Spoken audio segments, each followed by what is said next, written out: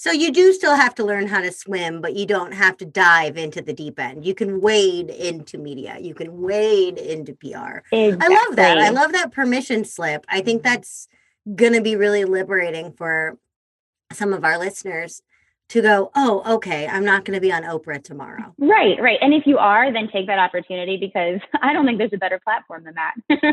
Get over your If you're fear and go on on Oprah Oprah. tomorrow, tell her that we both say hi. Like, Exactly.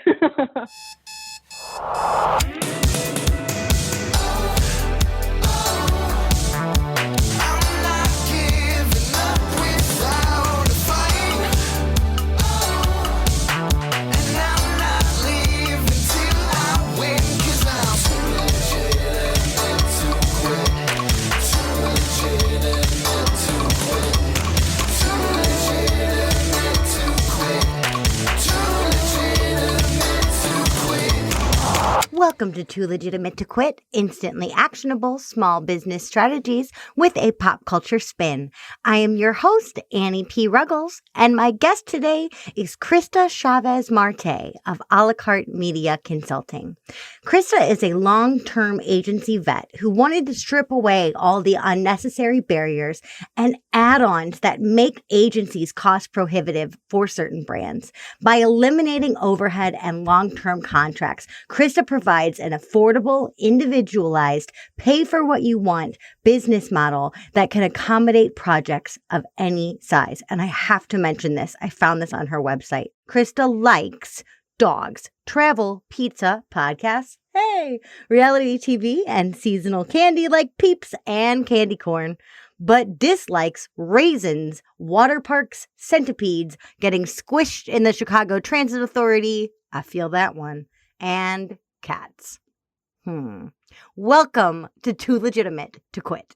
Christa, how the heck are you? I am wonderful. I'm like plugging away, trying to get everything out of the way before Thanksgiving. I'm going to drink all day tomorrow. Yes. Can't complain.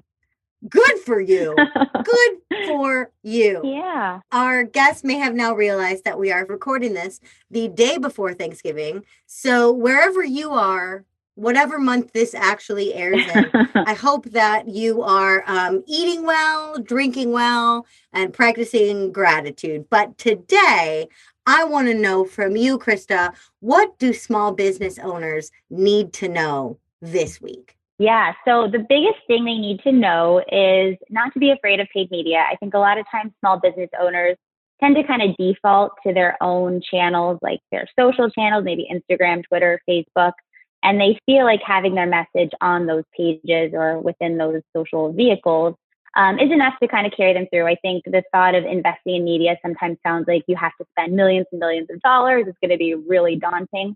But really, that's not the case. I think, the biggest thing is that it's good and you definitely should be active in your own channels. I think that's the way you kind of build your brand. You build that community with your followers, but your followers are people that already like you. So they're not really going to grow your business. They're either already using your business or they're your friends or family. So you want to sustain those relationships. But if you really want to go beyond that and kind of prospect, you really do need to reach net new consumers. And the way to do that is paid advertising. So it doesn't have to be expensive. I think what really they need to think about is, what are your objectives? Are your main objectives to get your name out there and kind of start building that awareness? Are you looking to, drive fast and furious leads? And then from there, you can kind of figure out and prioritize what channels make the most sense. So, for example, if you're a fairly known brand, but you're looking to kind of have some growth, your name is probably already out there. Maybe you want to focus on some of those lower funnel channels like search or paid social, lead generation, et cetera. If you're a new brand, maybe you need to focus a little bit more on awareness. So maybe it's looking at streaming video or TV. You can kind of get really creative. And I think the other thing is you don't always have to go big. You can kind of decide, maybe I want to focus on media every other month or a couple weeks out of the year so that you're not spreading your budget too thin if you are limited. So there are definitely hacks that you can do to be able to have a meaningful media plan without, bankrupting yourself in doing so. I love that you broke that down by business phase, right? Because it really does not only evolve, but it also kind of cycles, right? When we exhaust our pool, then we got to start the cycle over again, go back to the beginning, do more grassroots, go and do all of these different things to repopulate the pool. But it's so interesting because yes, like I had a client reach out to me today about really intensive PR and getting an agent and all of these things, but her business is brand new. And so I gave her similar advice to what you just said, which was at this point, focus on brand awareness, not only focusing on brand awareness so that, you know, she's filling that initial pool of raving fans. She's augmenting friends and family campaigns with some fresh blood. But it also, I think, is an invaluable way to figure out what you're actually freaking saying when you realize you're actually freaking saying it to people. Do you see that? Do you see that in your work where, you know, people that are evolving find side benefits of working with the media? They polish their pitches because they have to, or they build a new program. How do you see media propelling people in ways that they may not expect? Yeah, so I think you were right on point in the advice that you gave to your friend. Really, if you're going to make an investment in advertising or paid media in any capacity, you really need to make sure that you're tight in what your message is going to be.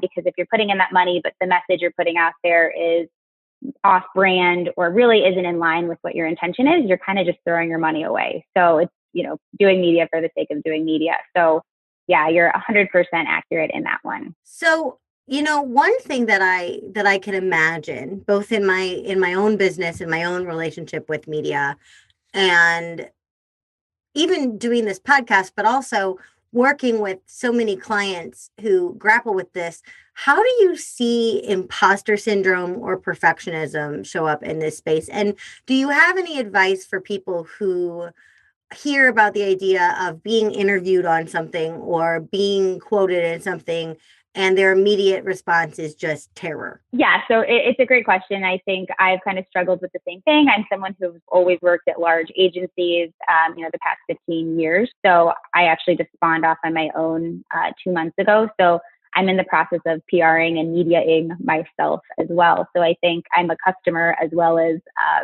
a leader in this topic. But I would say, to anyone who's nervous about it, really don't be. I think generally people are nice and welcoming. And if they're not, fuck them. You don't want those people as your customer anyway. So yeah, I would say do it, get yourself out there. And if you are gun shy about yourself, there are a lot of ways to do it that are a little bit more discreet. So for example, with social channels, you can use quotes. You don't have to use your face. Same, I guess it's true with any channel. You could do audio like podcasts or even streaming radio.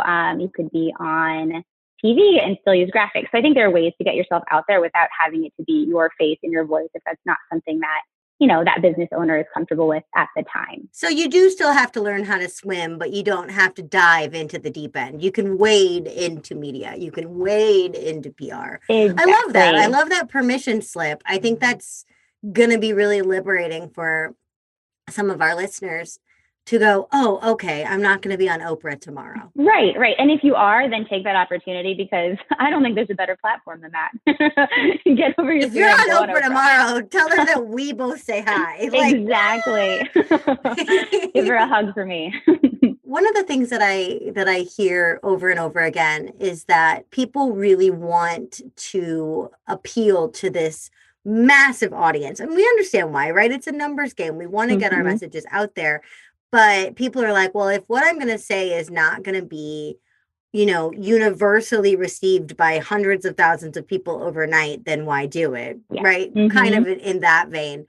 So my question is, what about people with really countercultural opinions, with industry bucking trends, with like we've already dropped an F-bomb in this podcast. Yeah. What if, obviously you're not going to say fucking Forbes, but what would you say to people who do not think that they have wide-reaching appeal? How do they find their people? Is it still worth doing if you're not for everybody? Yeah, that's a really great question. And yes, they can absolutely still be out there in the media. So what I would say, and I think this is what's really great about, the world right now is it's really digital, which means media channels are really addressable. So for example, on channels like social or display, anything that has digital bones, you're able to actually target your audience based on interest, based on likes, based on search behavior, anything along those lines, competitors they like. You can really get specific with who you're talking to so that you're not wasting your message on, if you're kind of someone that's a little bit edgy, you're not wasting that on a group that's maybe very like religious or vice versa. You can really kind of focus in on that and get the message in front of people who are going to have a propensity to like you and your brand, which also, I mean, the side benefit to that is cost savings, right? Because you're not having that waste by sending this huge message to the masses. So yeah, it's very exciting time to be advertising. Amen to that. Piece of trivia. Don't know why I'm mentioning this, but maybe listeners will like it.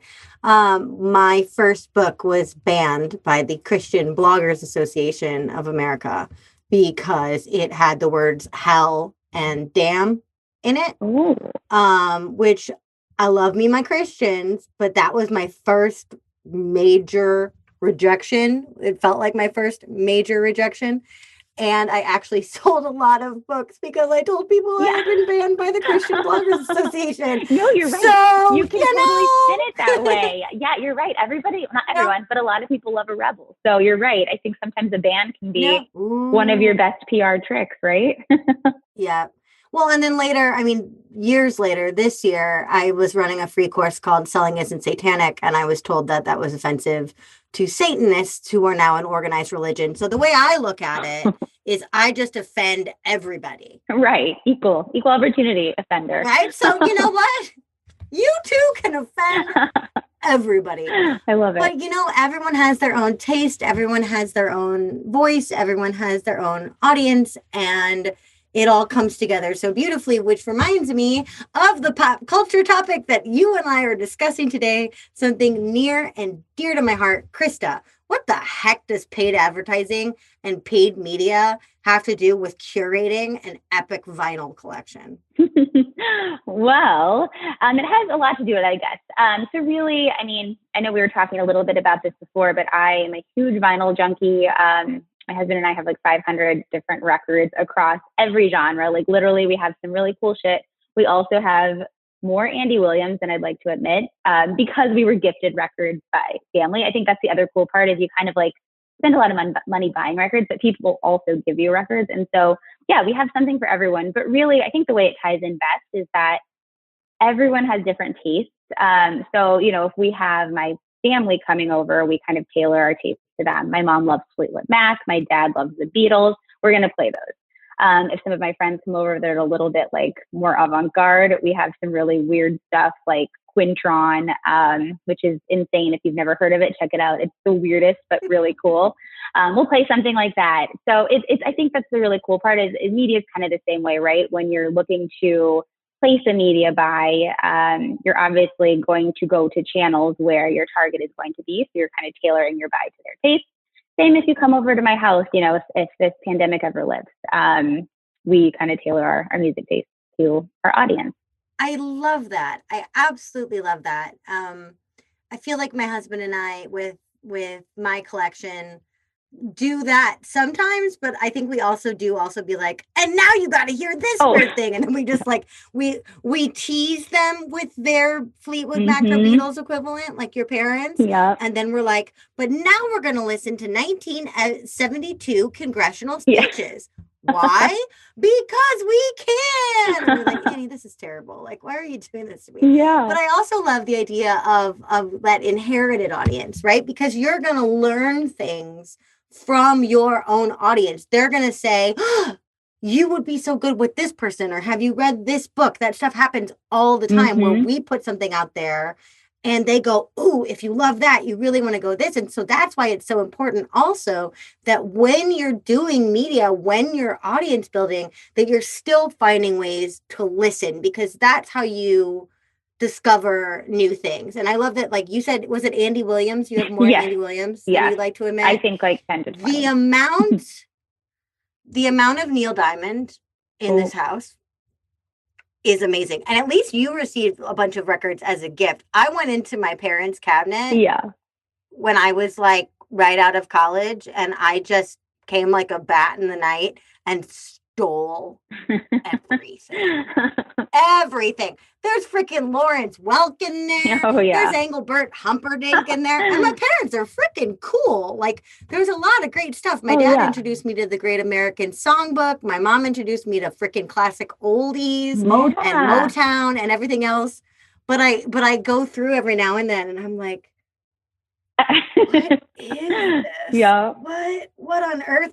But you can also find value in anything. So is there a lesson there also about, broadening your collection to see what might be symmetry? Yes. Like, should everything with paid advertising and paid advertising or paid media, should everything on that be pretty genre matchy, or should you start to experiment with some crossovers, some compilations, some greatest hit anthologies? What do you think about that? Yeah, no, you're absolutely right. I think one of the issues that people, or I guess maybe it's more of a trap that certain clients or brands fall into, is that they're so married to who they think their target is that sometimes they don't want to test beyond that. But you're right. I think, a lot of times we'll find that, with certain brands, maybe they think their target is women 18 to 49 who have kids and, live in the suburbs.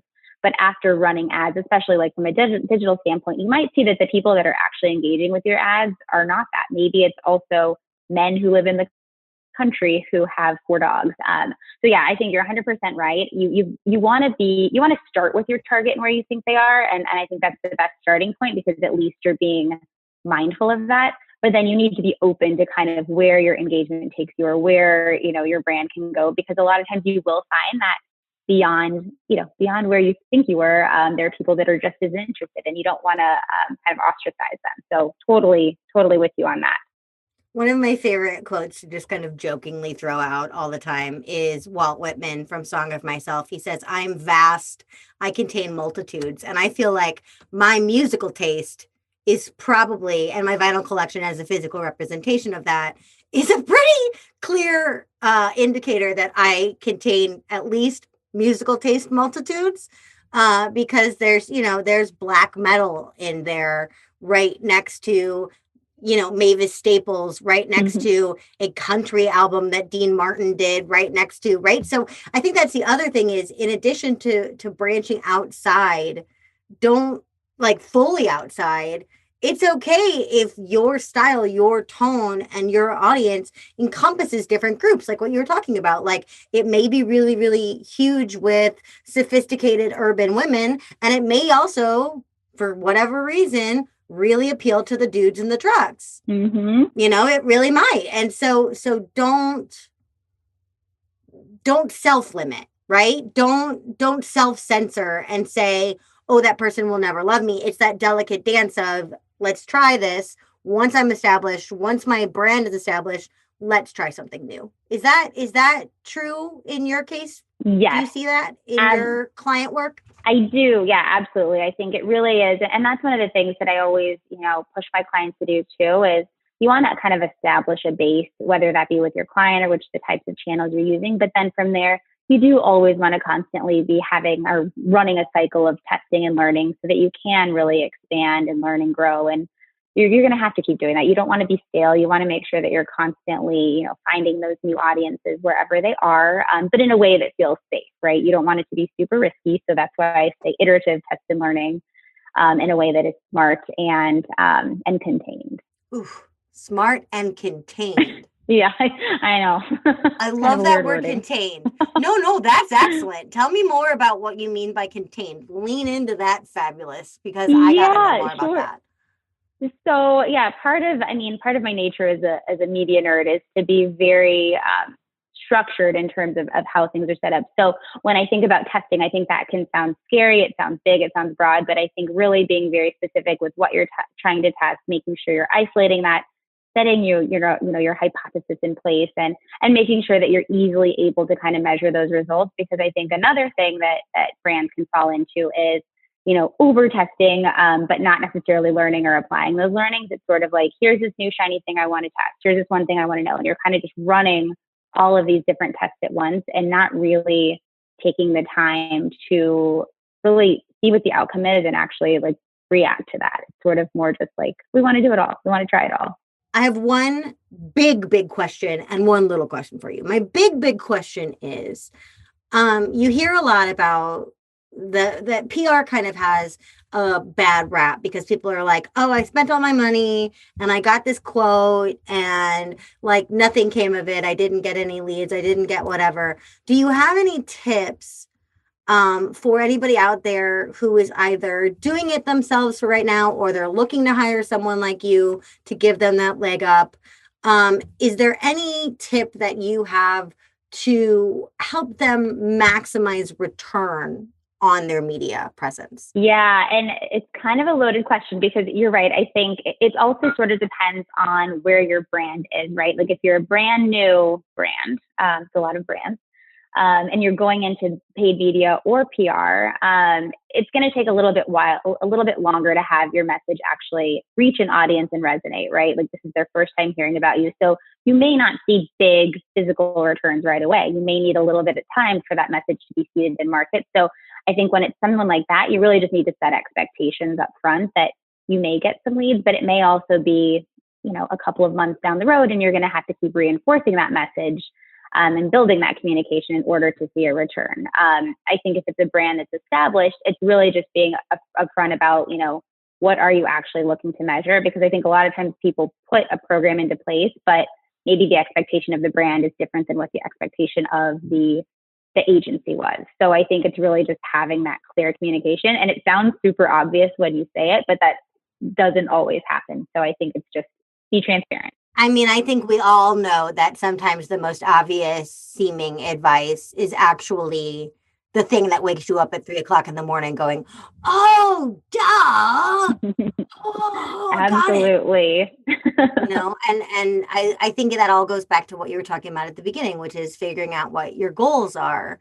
And also from a sales standpoint, because I teach sales, I'd say make sure you have something viable, right? Like if you're looking for a financial return on investment, make sure you have something that people can buy. So I love that. I have one more question for you before I release you off into the beautiful ether to do all of your magic, which is, if you were going to pick one album in your collection to represent your brand, your whole brand, your whole thing, if someone said, okay, I need you to pitch me, but I need you to just send me one album, and that's your pitch, what would you send? And you have to own it. Oh my God. This could take me like 2 weeks to think about, but I would say, what's going to happen is I'm going to give you an album name or an artist, and then I'm going to think about it for the rest of the day. And oh, you're going to think about it for the rest of your life, and you're welcome. You're welcome for that. I totally am. So I will say I'm going to say LCD Sound System because we like to be, which I don't know. Yeah, I'm going to say any of their albums because they're very dancey, but they're also kind of chill and listenable in a way. So I think in terms of my brand, like we want to be approachable and we want to make media, something that isn't scary. My goal isn't to like spit jargon at you, though sometimes I might. I try not to. I try to make it easy. I'm going to be conversational. I'm going to shoot it to you straight. So I feel like that's kind of like, I don't know, the type of style that I would want to take. Also, I love everything they do. So I guess that's what I'm choosing. That's a great answer and not at all something I would have guessed. So you killed it. You nailed it. And again, you're talking about that blend of multiple tones. You're not trying to pigeonhole yourself. It moves from dancey to smooth, to soothing, to accessible, to weird. It moves, it flows, and it allows the music to just go where it wants to go. Just like this beautiful episode. Christa, it has been a freaking blast to have you on the show. I can't wait to go hug my own vinyl collection. What is a great way for people to start a conversation with you about paid advertising and paid media? Yeah, so the best way I would say is you could either go to our Instagram, which is our handle is at a la carte media consulting, or our website, which is alacartemediaconsulting.com. And we have a contact field there. So either way is easy. We're, always checking email and Instagram religiously. So we're quick to respond. So I'd love to hear from any of your listeners who are interested or curious about media. This has been great. Thank you so much. Oh, it's been my absolute pleasure. Everybody, I will be back in just a second with my final thought and your homework for this week. Well, hey there, listeners. I know today's episode was about PR and record collections, but really what's on my mind today is fish, specifically bluefish. Let me explain. A lot of us in our industries hang out with other people in our industries, right? Therapists hang out with therapists, stylists hang out with stylists, coaches hang out with coaches, MLMers hang out with MLMers. We spend a lot of time with our peers and our colleagues, and that is not a bad thing by any means, because that is how you build brand recognition. So I'm not saying light your friends list on fire and start over. Absolutely not. But you may be blending in a bit too much. This is how it plays out. If I worked at a cannery, of all places, I have a conveyor belt, and all I see all day is fish, fish, fish, fish. The same fish over and over. Maybe slight variations, nothing big, nothing major. And then suddenly this big, glorious blue fish comes down the conveyor belt. I'm going to stop. I'm going to take notice because it is so unusual and different in my day. Now, the way that this plays out in business is this. If I'm creating, say, a fine dining app, I want to know where the best fine dining in my town is, and I want it to be curated and all these things. Well, I send my fine dining app to a fine dining editor at all my favorite magazines and newspapers and blogs and all that. And here's what's going to happen. I'm going to wind up on a stack of other submissions of fine dining apps and fine dining related services, much like all those uniform fish on the conveyor belt. But if I send the fine dining app to a sports writer, and here's the kicker, if I very clearly explain, I'm not sending this to them in error.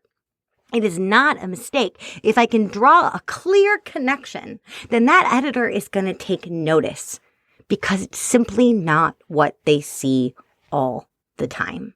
Draw the line, draw the connection, stand out.